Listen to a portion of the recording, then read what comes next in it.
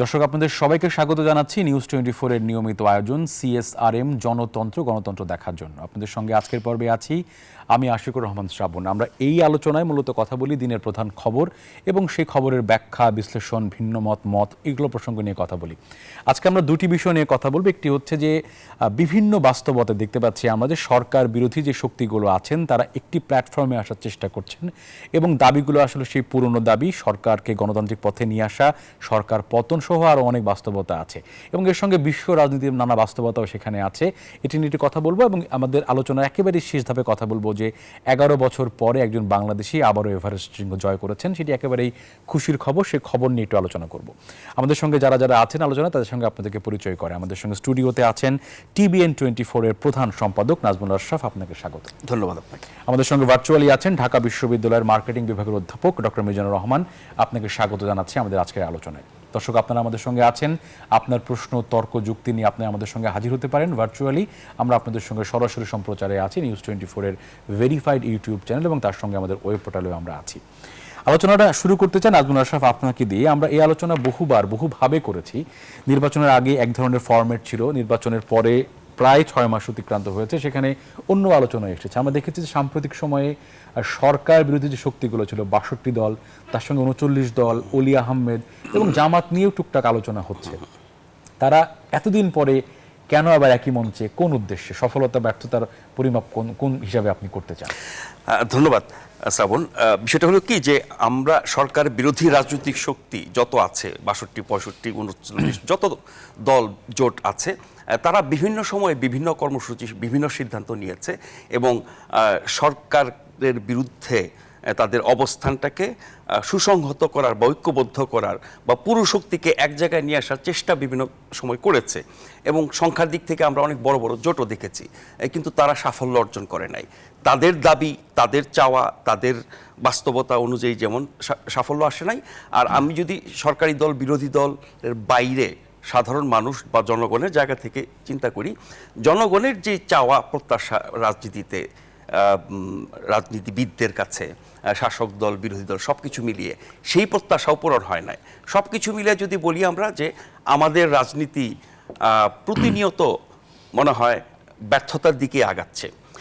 এখন রাজনীতি বলতে আমরা যা বুঝি একটা দেশে সুস্থ স্বাভাবিক রাজনীতি, বা আমি অন্য দেশের সাথে তুলনা করছি না, বাংলাদেশে আমরা যেরকম রাজনীতি দেখেছি বিভিন্ন সময়ে, অস্বাভাবিক অবস্থার কথা বলছি না, স্বাভাবিক অবস্থার যে স্বাভাবিক রাজনীতি, সেই রাজনীতিটা কিন্তু দিন দিন দুর্বল এবং হারিয়ে যাচ্ছে এবং সেই কারণেই কিন্তু গণতন্ত্র বলেন, সুশাসন বলেন, শাসন ব্যবস্থা বলেন বা গণতন্ত্রের সাথে যা কিছু যুক্ত সব কিছুর অবস্থান প্রতিনিয়ত দুর্বল হচ্ছে, মানুষের প্রত্যাশা পূরণ করতে পারছে না।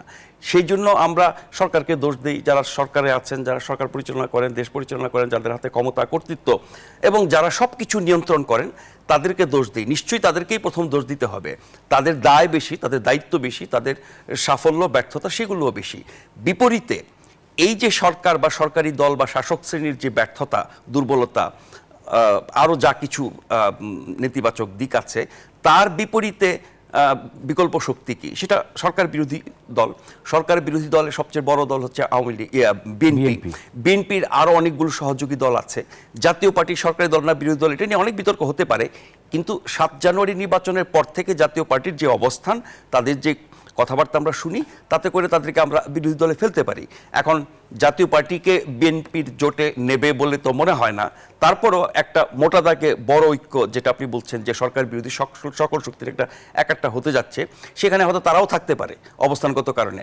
সব শক্তি মিলেও কি তারা এই রাজনৈতিক শূন্যতা বা দুর্বলতা বা সরকার বিরোধী শক্তির যে দায়িত্ব, কর্তব্য, রাজনীতিকে সঠিক করা, গণতন্ত্রকে সঠিক করা, নির্বাচন থেকে শুরু করে যা যা কিছু নিয়ে আমরা প্রতিদিন সমালোচনা করি, সেগুলোকে একটা জায়গায় নিয়ে যাওয়া, অন্তত যেই জায়গায় আমরা ছিলাম, বাংলাদেশ ছিল, সেই জায়গায় নিতে তারাও ব্যর্থ হচ্ছে।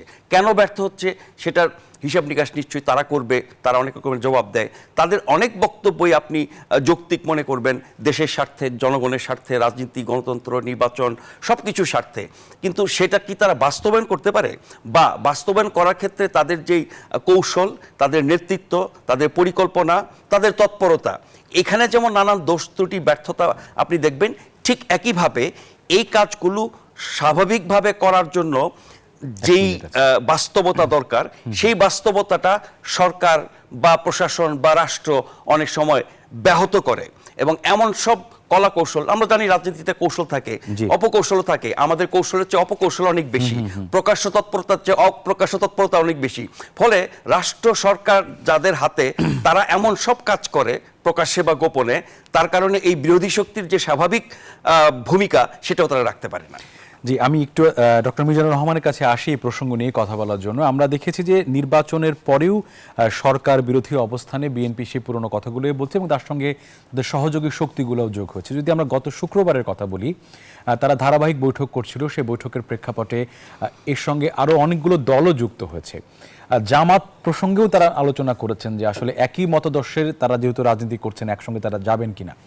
আপনি কি মনে করেন কিনা যে বিরোধী শক্তি সরকারের বিরুদ্ধে একটি বড় অবস্থান তৈরি করতে পারবে? ডক্টর মিজানুর রহমান। আচ্ছা, ধন্যবাদ। আমাদের সিনিয়র সাংবাদিক নাজরুল আশরাফ তো যথাযথভাবে একটা মূল্যায়ন করলো। আমার মনে হয় আর কি, আমাদের দেশে ইকোনমিক ডেভেলপমেন্ট, আমাদের কিছু অর্থনৈতিক সংকট আছে, কিন্তু অস্বীকার করা যাবে না আমাদের অর্থনৈতিক ক্ষেত্রে আমাদের অর্জন, আমাদের ডেভেলপমেন্ট অনেক ক্ষেত্রেই অনেক দেশের জন্য এটা ঈর্ষণীয়।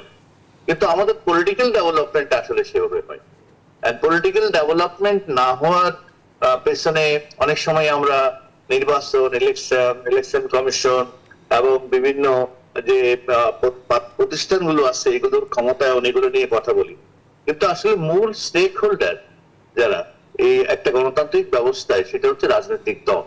তো রাজনৈতিক দলগুলোতে আসলে আমাদের এটা নিয়ে আমাদের আলোচনাও কম হয়, এবং সেখানে ডিসিশন মেকিং প্রসেস অথবা সাংগঠনিক কাঠামো, স্ট্রাকচার, এইগুলো যদি সুদৃঢ় না থাকে, অর্থাৎ পলিটিক্যাল পার্টির যেটাকে বলি, এটা যদি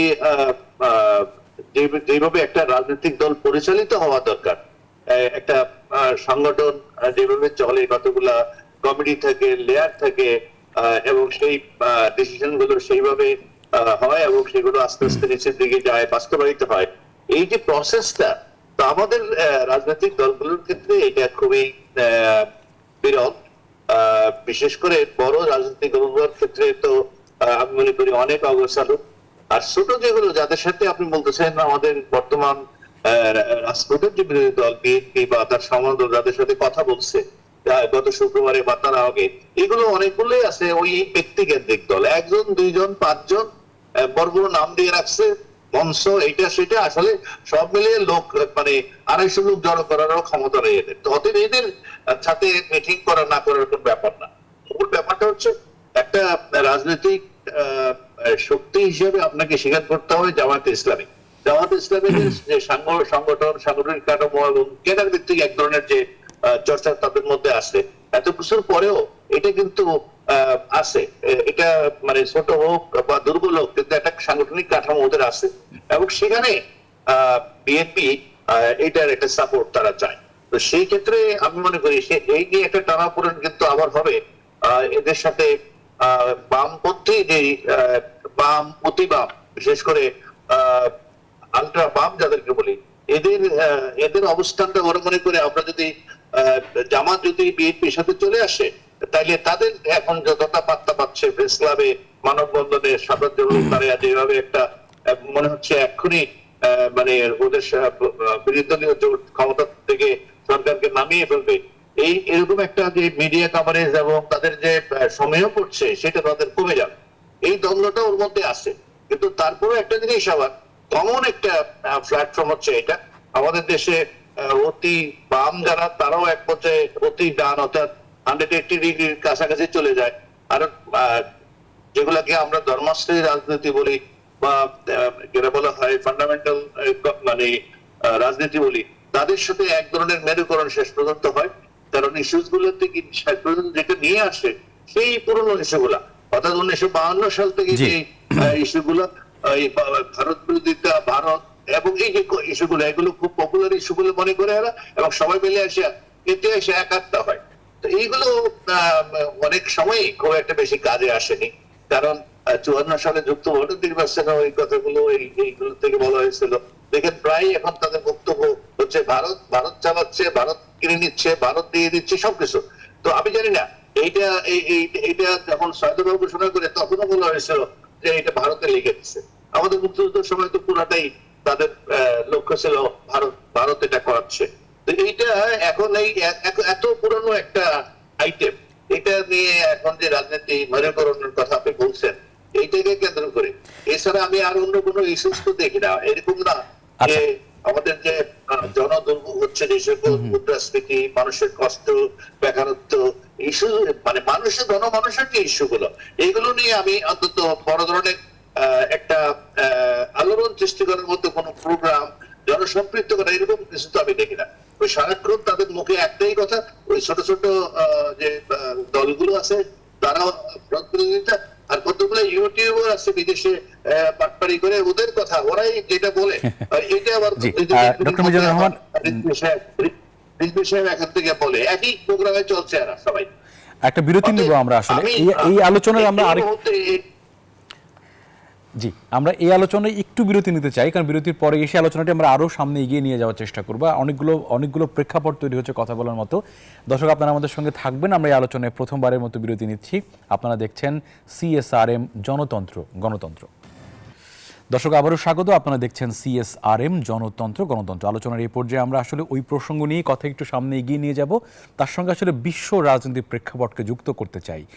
ভূ রাজনৈতিক বাস্তবতায় বাংলাদেশের অবস্থান, এটা নিয়ে আমরা অনেক আলোচনা করেছি, এবং তার সঙ্গে বাংলাদেশের সরকারের পক্ষ এবং বিরোধী পক্ষ, দুই পক্ষই তো কারো না কারো সাহায্য সহযোগিতা নিয়ে টিকে থাকার লড়াইয়ের মধ্যে আছে। তো সেই জায়গায় আসলে বাংলাদেশের অবস্থান কিভাবে? আচ্ছা, দেশের বাইরে যাওয়ার আগে দেশের ভিতরে একটুখানি বলি। আসলে আমাদের রাজনীতিতে বড় সমস্যা যেটা বলি সেটা হচ্ছে ভারসাম্যহীনতা। মানে সরকারি দল বিরোধী দলের মধ্যে একটা ব্যসকম থাকবে, কিন্তু ব্যসকমটা এত বেশি হয়ে গেছে, ভারসাম্য নষ্ট হতে হতে এমন পর্যায়ে গেছে যে সব কিছু সরকারি পক্ষ, শাসক পক্ষই সব কিছু নিয়ে নেয়। ফলে বিরোধী দলের আপনার শক্তি আমরা দেখতে পাই না, বা দুর্বলতা প্রকাশিত হয়। একটা দেশের রাজনীতি যদি ভারসাম্যহীন হয়, একটা দেশের রাজনীতি যদি একচেটিয়া, একপাক্ষিক, একতরফা হয়, তার সুফল দেশের মানুষ পাবে না, তার মাধ্যমে ভালো গণতন্ত্রের চর্চা হবে না, সুশাসন নিশ্চিত হবে না। স্যার বলছিলেন আমাদের অর্থনৈতিক উন্নয়নের কথা। নিশ্চয়ই অর্থনৈতিক উন্নয়ন আমাদের আছে, এটা অস্বীকার করার কোনো কারণ নাই। বহু ক্ষেত্রে খাতওয়ারি বলতে গেলে অনেক কথা, কিন্তু শুধু অর্থনৈতিক উন্নয়ন কি একটা দেশের সামগ্রিক উন্নয়ন? রাজনৈতিক উন্নয়ন দরকার নাই? আমার গণতান্ত্রিক উন্নয়ন দরকার নাই? আমার শাসন ব্যবস্থা, আমার বিচার ব্যবস্থা, আমার জবাবদিহিতা, যা কিছু বলি, ওগুলোর ক্ষেত্রে কিন্তু আমরা ওই সূচকগুলো খুবই নিম্নগামী। শুধুমাত্র অর্থনৈতিক উন্নয়ন, এবং সেই উন্নয়নটা কেবলই বা বেশিরভাগ ক্ষেত্রেই অবকাঠামো উন্নয়ন, যেটা দৃশ্যমান। অন্যান্য অর্থনৈতিক সূচক নিয়ে কিন্তু আমরা বিশেষজ্ঞদের কাছে প্রতিনিয়ত আলোচনা শুনছি, যেগুলো খুব ঝুঁকিপূর্ণ বা অনেক ক্ষেত্রে নিম্নগামীও হয়েছে আর কি। ফলে ওই উন্নতি সবকিছু উন্নতি না। তার চেয়ে বড় কথা, রাজনীতি যেহেতু সবকিছু নিয়ন্ত্রণ করে, রাজনীতিটা যদি পরিশুদ্ধ না হয়, গ্রহণযোগ্য না হয়, ভারসাম্যপূর্ণ না হয়, এবং সেই রাজনীতি যদি গোটা দেশের মানুষকে তার স্বার্থকে যুক্ত না করে, তাহলে কিন্তু ওই রাজনীতি দিয়ে আপনি দেশের যা কিছু করেন না কেন তার মধ্যে কল্যাণ আসবে না। আর অনেক কিছুই করা সম্ভব আপনার রাষ্ট্রীয় শক্তি দিয়ে, কিন্তু তার ফলাফল যদি হয় মানুষের মৌলিক অধিকার, মানুষের স্বাধীনতা, মানুষের মানবাধিকার, মানুষের কথা বলার অধিকার, মানুষের আন্দোলন করার অধিকার, যা যা কিছু বলি, সেগুলোর যদি আমরা সূচক চিন্তা করি, সেগুলো কিন্তু যথেষ্ট নিম্নগামী এবং সন্তোষজনক না। ফলে এই উন্নয়নের যদি আপনি ফলাফল নির্ধারণ করেন, তাহলে কিন্তু সন্তোষজনক হওয়ার মতো অবস্থা না।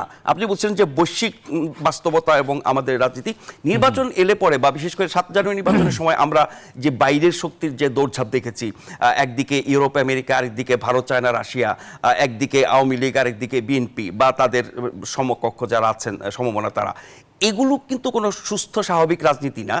অন্য দেশ এসে ভর করবে, আমাকে ডিকটেট করবে, আমাকে প্ররোচনা দেবে, আমার সাথে শক্তি যোগ করবে, আবার প্রকাশ্যে কাজ করবে, অপ্রকাশ্যে কাজ করবে। অনেকেরটা আমরা দেখি, অনেকেরটা দেখি না। দূরের দেশের অনেক কিছু দেখা যায়, কাছের দেশে অনেক কিছু দেখা যায় না। এই কাজগুলো যে তারা করতে পারে, এবং তার মধ্য দিয়ে আমাদের যে জাতীয় স্বার্থ ক্ষুণ্ণ হয়, মানুষের স্বার্থ ক্ষুণ্ণ হয়, সেটার জন্য দায় কার? মানুষের না, সাধারণ মানুষের না, রাজনীতিবিদদের, বড় রাজনৈতিক দলগুলোর। তারা তাদের দলীয় এবং হীন এবং কোটারি স্বার্থে তারা এই শক্তিগুলোকে প্রশ্রয় দেয়, আশ্রয় দেয়, ব্যবহার করে, কাজে লাগায়, ব্যবহৃত হয়। ফলে ওইখানে আপনি এদের দায়ের বাইরে আপনি যেতে পারবেন না। তবে আমি বলছি যে বাইরের কোনো শক্তি, আমরা যাদেরকে প্রভু বলি, কাউকে বন্ধু বলি, কাউকে প্রতিবেশী বলি, কাউকে দূর দেশের বন্ধু বলি, এই সব কিছুর ক্ষেত্রে ভূমিকাগুলো হচ্ছে গুরুত্বপূর্ণ। আর সব কিছু কিন্তু প্রকাশ্যে দেখা যায় না। এই যে বিরোধী দলের ঐক্যের কথা আপনি বলছেন, তারা চেষ্টা আরেকবার করছে তাদের লক্ষ্য পূরণ করার জন্য, দাবি আদায় করার জন্য। সেই তৎপরতা যদি এগোতে থাকে, তখন আমরা সরকার পক্ষের, প্রশাসনের, শাসক দলের প্রকাশ্য কিছু ভূমিকা দেখব, ওটাকে ক্ষতিগ্রস্ত করার বা এগোতে না দেওয়ার, এবং অনেক দুর্বলতা, ত্রুটি বিচ্যুতি খুঁজে বের করার।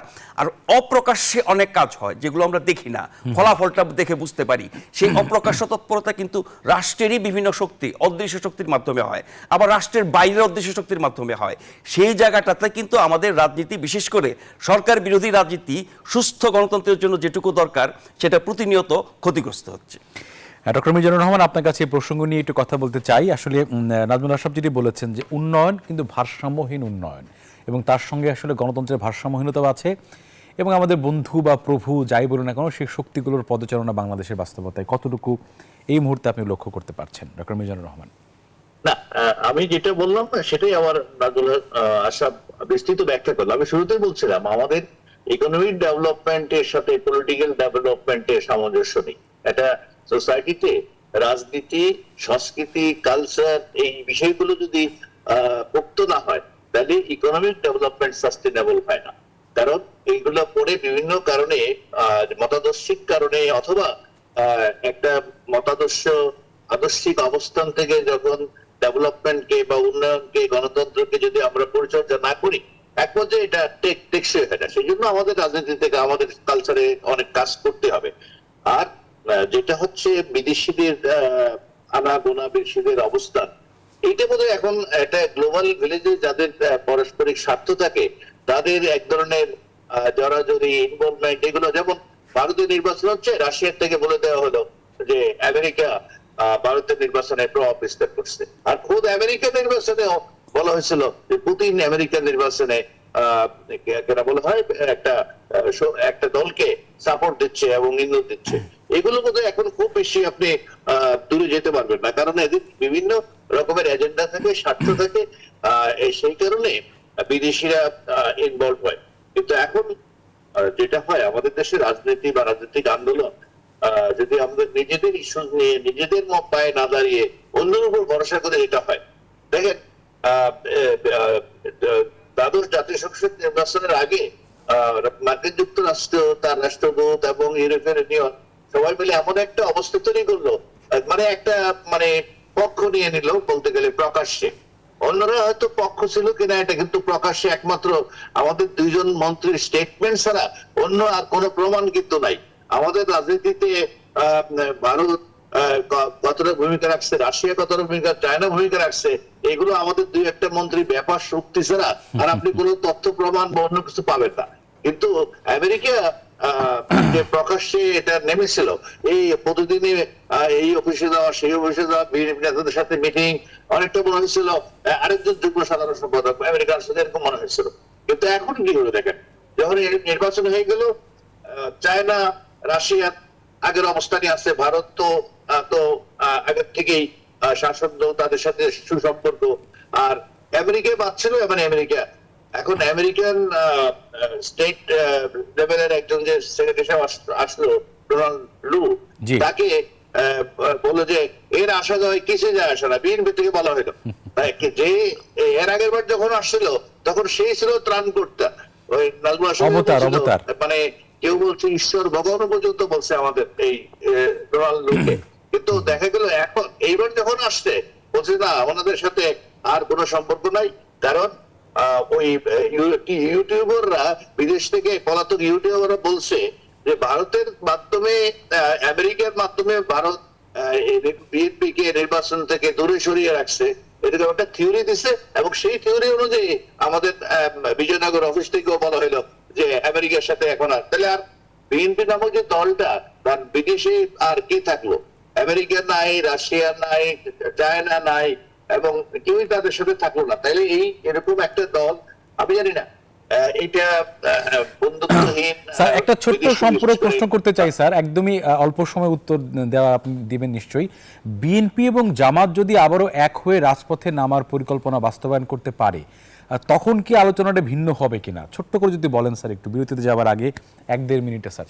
আমার মনে হয় বিএনপি কৌশলগতভাবে জামাতকে অনেক সময় দূরে রাখে, কিন্তু এদের যে একাত্মতা, এদের সমমনতা, একই সহমর্মিতা, রাজনীতির গতি এবং প্রকৃতি যে একই ধারা, এতে কোনো সন্দেহ নাই। অতএব আমরা যেটা হয়তো কৌশলগত কারণে একটু আলাদা দেখতেছি, কিন্তু তাদের অবস্থান একই জায়গায় থাকবে, আছে এবং থাকতেই হবে। এছাড়া তাদের আর অন্য কিছু করার নাই, একসাথেই থাকতে হবে এদের। জি, ডক্টর মিজানুর রহমান, আপনাকে অনেক অনেক ধন্যবাদ জানাচ্ছি আমাদের সঙ্গে যুক্ত হওয়ার জন্য। আমরা এই আলোচনায় দ্বিতীয়বারের মতো বিরতি নেব। এই প্রসঙ্গে এখানে শেষ করছি আমরা। বিরতির পরে ফিরে এসে আমরা কথা বলবো 11 বছর পরে এভারেস্টের চূড়ায় আবারও উঠেছে লাল সবুজের পতাকা, সেই প্রসঙ্গ নিয়ে কথা বলবো। আপনারা আমাদের সঙ্গে থাকবেন। বিরতি নিয়ে ফিরে আসছি। আপনারা দেখছেন CSRM জনতন্ত্র গণতন্ত্র। দর্শক, শেষ বিরতির পরে আপনাদেরকে আবারও স্বাগত জানাচ্ছি। আপনারা দেখছেন CSRM জনতন্ত্র গণতন্ত্র। আলোচনার এই পর্যায়ে আমরা বলেছিলাম আগেই যে কথা বলবো এভারেস্ট বিজয়ী বাবর আলীর গল্প নিয়ে। 11 বছর পরে এভারেস্টের সর্বোচ্চ শৃঙ্গে আমাদের বাংলাদেশের পতাকা উঠছে এবং তিনি সেখান থেকে নামতে শুরু করেছেন। তো সেই প্রসঙ্গ নিয়ে আসলে আমাদের সাথে কথা বলার জন্য যুক্ত হয়েছেন বাবর আলীর এভারেস্ট অভিযানের প্রধান সমন্বয়ক জনাব ফরহান জামান। আপনাকে স্বাগত জানাচ্ছি। আপনি আমাদের সঙ্গে ভার্চুয়ালি আছেন এবং আমাদের সঙ্গে আছেন নাজমুল আশরাফ। আমি একটু ফরহান জামানের কাছ থেকে ব্যাপারটি জানতে চাই যে আসলে ওই সর্বোচ্চ শৃঙ্গে পৌঁছার এই জার্নি তো আসলে অনেক কঠিন। এই শুরুটা কিভাবে হয়েছিল, এখন তার সবশেষ কি অবস্থা আছে ফরহান? এই শুরুটা আসলে প্রত্যেকটা পর্বতারোহী যখন লাইফে পর্বতারোহণ শুরু করে তখন হচ্ছে তার একটা স্বপ্ন অটোমেটিক মনের ভিতর চলে আসে যে আমি একদিন পৃথিবীর শীর্ষে উঠবো, এভারেস্টের চূড়ায় উঠবো। সো বাবরের এটা স্বপ্ন ছিল। বাবর বলে যে সে সমরেশ মজুমদারের গর্ভধারিণী পরেই মূলত পাহাড়ের ব্যাপারে তার আগ্রহের শুরু। এরপর 2014 সালে যখন আমরা নেপাল প্রথম ভার্টিক্যাল ডিমার্স ক্লাব প্রতিষ্ঠা করি এবং নেপাল হিমালয়ে প্রথম অভিযান করি, এরপরেই সে স্বপ্ন দেখতে শুরু করে। কিন্তু স্বপ্ন দেখলে তো হবে না, নিজেকে প্রস্তুত করতে হবে। তো প্রস্তুত করার জন্য সে মাঝখানে 9টি অভিযান করে হিমালয় এবং নেপালে, ইন্ডিয়া এবং নেপালের হিমালয় অংশে। এইগুলোর ফাঁকাফাঁকি মাঝে মাঝে হচ্ছে ও Nehru Institute of Mountaineering India থেকে সে বেসিক মাউন্টেনিয়ারিং কোর্স করে আসে।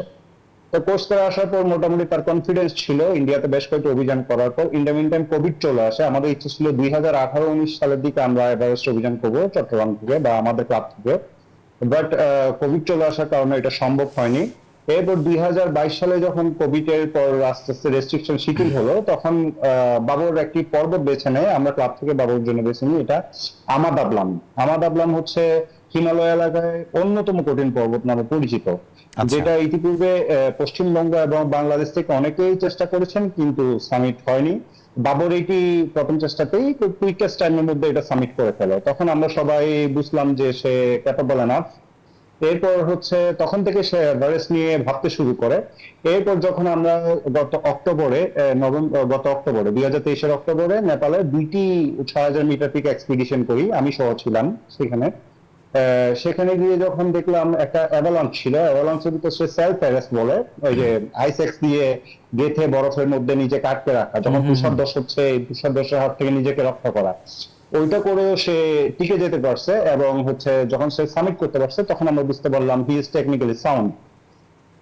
এরপর হচ্ছে আমরা সিরিয়াসলি ভাবতে শুরু করি। আমরা যখন কাঠমান্ডু পৌঁছাই আমরা একাধিক অপারেটরের সাথে কথা বলি যারা এভারেস্ট অভিযানগুলো পরিচালনা করে, যে আমরা যদি এভারেস্ট করে কত নিবা, লোসে করলে কত নিবা, দুইটা একসাথে করলে কত নিবা, বিভিন্ন রকম কোটেশন নিতে শুরু করি। তখন ছিল আমাদের preliminary stage, actually final year. এরপর দেশে এসে হচ্ছে আমরা ক্লাব থেকে বসে এভাবে কিভাবে কি করা যেতে পারে, তো আমরা একটা স্পন্সরশিপ প্রপোজাল রেডি করলাম। রেডি করে আমরা বিভিন্ন কর্পোরেট হাউসের দ্বার প্রান্তে ঢু মারতে থাকলাম। আশা ছিল যে আমরা হয়তো বড় কোনো স্পন্সর পেয়ে যাবো, আর এটা বিগ ডিল। এখন কিন্তু দুঃখজনক ভাবে আমরা সাড়া পাইনি কারো থেকেই। তো আমরা এক সময় খুব হতাশ হয়ে যাচ্ছিলাম। হতাশ যখন হচ্ছিলাম তখন লাকিলি এই যে অ্যাডভেঞ্চার করে বিভিন্ন সময় সাইক্লিং বা মাউন্টেনিং করে এমন এক বড় ভাই আমাদের চট্টগ্রামে, যিনি চট্টগ্রাম থেকে প্রথম মাউন্টেনিং কোর্স করেছিলেন, ফয়সাল ভাই, ওনার একটা প্রতিষ্ঠান আছে ভিজুয়াল নিউট্রিয়ার। উনি প্রথমে এগিয়ে আসেন যে আসলে তোমরা কি করতে চাচ্ছ। তখন উনি যখন এগিয়ে আসেন, উনি যখন হেল্প করবেন, কিছু আশ্বাস দেন। এরপর দেখা গেছে মোটামুটি আপনার অনেকগুলো প্রতিষ্ঠান আমরা ওখানে বলতে পারি, Dhaka diverse club, blue J, এরা সবাই হচ্ছে বেসিক্যালি সাইক্লিং বা মাউন্টেনিং বা রানিং কিছু না কিছু করে আর কি। চন্দ্রবিন্দু একটা আছে, এরা প্রকাশনী, বাবরের 3টা বই আছে, বাবর 3টা বই লিখেছে, এই বইয়ের প্রকাশনী হচ্ছে চন্দ্রবিন্দু 2টার। সো ইনারা সবাই এগিয়ে আছে, মানে আমাদের স্বজনরা প্রতিষ্ঠান ভিত্তিতে। আচ্ছা, এটা হচ্ছে অভিযানে 1/3 টাকা জোগাড় হয়, বাট এখনো বিগ হার্ডার বাকি, 2/3 বাকি। 2/3 বাকির মধ্যে হচ্ছে তারপর আমরা একটা সাহস করলাম যে আমরা ক্রাউড ফান্ডিং এ নামি। এটা কখনো কেউ করে নাই বাংলাদেশের প্রেক্ষিতে, এটা ক্রাউড ফান্ডিং এ নামে দেখি কি হয়। আমরা তো এত বছর ধরে বিভিন্ন স্বজন যাদেরকে পরিচিত ভাই ব্রাদার জোগাড় করছি, তাদেরকে ডেকে দেখি কি হয়। তো আমরা ক্রাউড ফান্ডিং এ নামার পর দেখা গেল কি আমরা মোটামুটি ভালো সাড়া পেয়েছি। বিভিন্ন সামাজিক সংগঠন, বিভিন্ন ক্রীড়া সংগঠন, আমাদের সাইক্লিং, রানিং, সুইমিং, বিভিন্ন কিছু সংগঠনগুলো এগিয়ে আসলো। এগিয়ে আসার পর হচ্ছে আমাদের মোটামুটি আরো অর্ধেক, মানে 2/3 টাকা জোগাড় হয়ে যায়। জি। এরপর যখন 1/3 বাকি, তখন হচ্ছে আমরা নেপালে এক্সপিডিশন অপারেটরকে কিছু বাকি রেখে, কিছু বন্ধু বান্ধবদের থেকে ধার দেনা করে হচ্ছে আমরা শেষ পর্যন্ত এপ্রিল মাসের শুরুতে 1 তারিখ বাবরকে আমরা ফ্লাই করাই নেপালের উদ্দেশ্যে।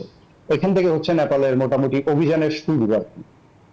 আচ্ছা, এখন তার সবশেষ কি অবস্থা যদি আপনি আমাদেরকে একটু বলেন? যে আমরা তো দেখেছি উনি সর্বোচ্চ শৃঙ্গ গিয়েছেন, আর নামার সময়ও তো আসলে অনেক ধরনের দুর্ঘটনা আমরা দেখেছি বিভিন্ন সময় ঘটতে। আসলে তার সাথে সবশেষ কখন কথা হয়েছে, তার কি অবস্থা এখন ফরহান? আচ্ছা, এইখানে আসলে এই জায়গাটার সাথে আমাদের সরাসরি কমিউনিকেশনের কোনো সুযোগ নেই ফার্স্ট অফ অল। কারণ অনেকে আছে বিদেশি অনেক ক্লাইম্বাররা যখন যায় বা হেভি স্পন্সর্ড ক্লাইম্বাররা যায়, তখন তারা স্যাটেলাইট ফোনের একটা প্রযুক্তি ইউজ করে।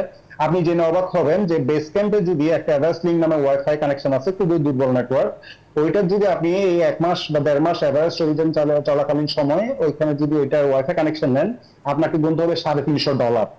যেখানে আমরা প্রতিটা টাকার জন্য লোকের কাছে হাত পেতেছি বলতে গেলে এক হিসেবে ক্লাব থেকে, সেখানে $350 আমাদের জন্য বিশাল ডিল। আর স্যাটেলাইট ফোন যেটা আছে উপরে গিয়ে ইউজ করা যায়, সেটা তো আমাদের জন্য অসম্ভব, প্রায় কল্পনার বাইরে।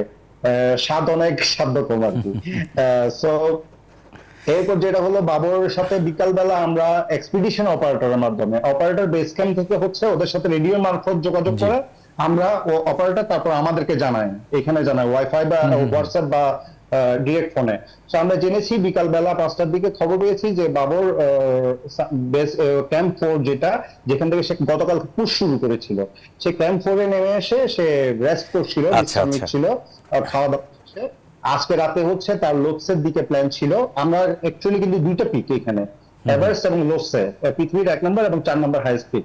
তো 4 নম্বরের দিকে যাওয়ার কথা ছিল, কিন্তু এখনো পর্যন্ত আমরা অ্যাকচুয়ালি খবর পাইনি।